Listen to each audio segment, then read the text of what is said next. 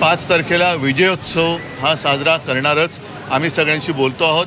ज्याप्रमाणे आंदोलनात सगळे पक्षभेद विसरून आमच्यासह एकत्र उतरले होते, तीच एकजूट आपल्याला विजयोत्सवामध्ये दाखवण्याची आवश्यकता आहे की जेणेकरून या सरकारचा एक कुटील डाव होता की पहिलं मराठी अमराठी करायचं, मराठी भाषिकांमध्ये फूट पाडायची।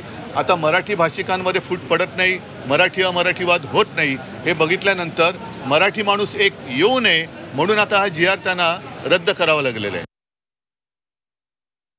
काल मला त्या ह्यांचा हा जो निर्णय आला त्याच्यानंतर संजय राऊतांचा मला फोन आला होता आणि त्यांनी सांगितलं की आपल्याला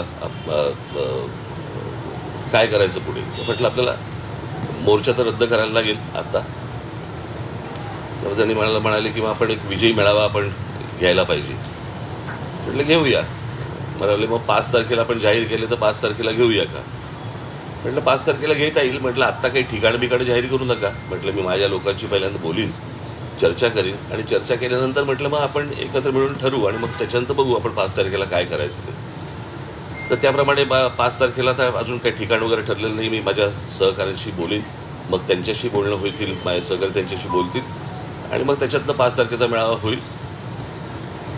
तो मेळावा जरी झाला तरी त्याला काही पक्षीय त्याला लेबल लावण्यात काही अर्थ नाही आहे, कारण हा खरा तर विजय हा मराठी माणसाचा विजय आहे आणि त्या दृष्टिकोनातूनच या मेळाव्याकडे पाहिलं पाहिजे। राज ठाकरे यांनी एकत्रित मेळाव्याला पुष्टी दिलेली आहे। तसंच उद्धव ठाकरे यांनी सुद्धा 5 जुलैला विजय उत्सव होणार असल्याचं स्पष्टपणे सांगितलेलं आहे आणि त्यामुळे आता सर्वांना प्रतीक्षा आहे ती 5 जुलैची। 5 जुलैला ठाकरे बंधू एकत्र पाहायला मिळणार आहेत। स्लो पॉइझनिंग आहे हे, हळूहळू हळूहळू एक एक या गोष्टी आतमध्ये पेरायच्या आणि ते खास करून महाराष्ट्राच्याच नशिबी येणार, बाकीचे राज्य कुठची ऐकणार नाहीत। आणि हा प्रयत्न त्यांनी करून पाहिला परंतु तो त्यांच्याच मला असं वाटतं अंगाशी आला आणि त्याच्यातनं तो सगळे जी आर मागे घेतले गेले। आता काहीतरी ते समिती नेमतायत, कोणाची ती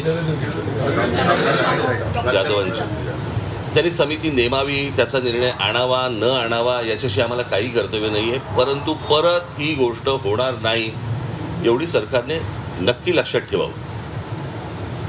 असल्या कोणत्याही गोष्टी आम्ही मान्य करणार नाही। उद्धव ठाकरेंची शिवसेना असेल, राष्ट्रवादी काँग्रेस असेल, शरद पवार साहेबांची इतर राजकीय पक्ष जे महाराष्ट्रामधले आहेत, संघटना आहेत, यांनी देखील त्याला पाठिंबा दिला। आम्ही 5 तारीख मोर्चाची जाहीर केली होती, खरं तर 6 केली होती, मग ती 5 केली कारण 6 तारखेला आषाढी एकादशी असल्यामुळे। आणि हा जर मोर्चा निघाला असता तर मला असं वाटतं न भूतो असा मोर्चा हा निघाला असता। जे साधारणपणे 70-75 वर्षाचे जी लोक आहेत त्यांना कदाचित तो संयुक्त महाराष्ट्राचा काळ आठवला असता आणि तसंच त्याच प्रकारचं वातावरण एक महाराष्ट्रामध्ये निर्माण झालं आणि मराठी ताकद काय आहे हे देखील राज्यकर्त्यांना कळलं, मराठी माणूस एकवटला की काय होतं हेही देखील कळलं। त्याच्यामुळे परत असलेल्या भानगडीमध्ये सरकार जाणार नाही अशी मी आशा अपेक्षा बाळगतो। प्रसार माध्यमांशी बोलताना राज ठाकरे यांनी आपण 5 जुलैला विजय मेळावा घेणार असं स्पष्टपणे सांगितलेलं आहे। मेळाव्याचे ठिकाण लवकरच ठरवलं जाईल आणि त्या संदर्भातली तुम्हाला माहिती देईन असंही त्यांनी म्हटलेलं आहे। मात्र या विजयी मेळाव्याला सुद्धा कुठल्याही राजकीय दृष्टिकोनातून पाहू नये असं सुद्धा त्यांनी स्पष्टपणे सांगितलेलं आहे। हा जल्लोष, हा संपूर्ण विजय हा मराठी माणसाचा आहे असंही राज ठाकरे यांनी म्हटलेलं आहे।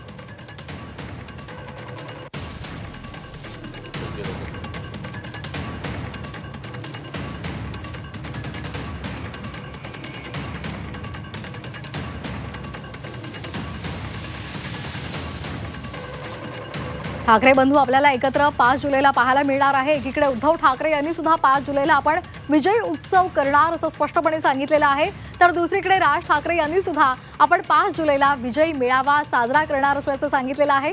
उद्धव ठाकरे यांनी एकीकडे जाहीर केलेलं आहे, तसंच राज ठाकरे यांनी सुद्धा जाहीर केलेलं आहे। त्यामुळे येत्या 5 जुलैची सर्वांनाच प्रतीक्षा लागलेली आहे।